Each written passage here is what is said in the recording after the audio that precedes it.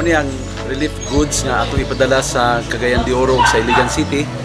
Mga 60 ni ka sako nga mga panapton, mga silina lain-lain para sa mga bata, mga lalaki ug babae. Amo nang gisegregate daan para dili maglisod ang mudawat niini ngadto sa Cagayan de Oro. Atong gihangyo ang mga sakop sa San Lorenzo Chinese Community sa Cagayan de Oro.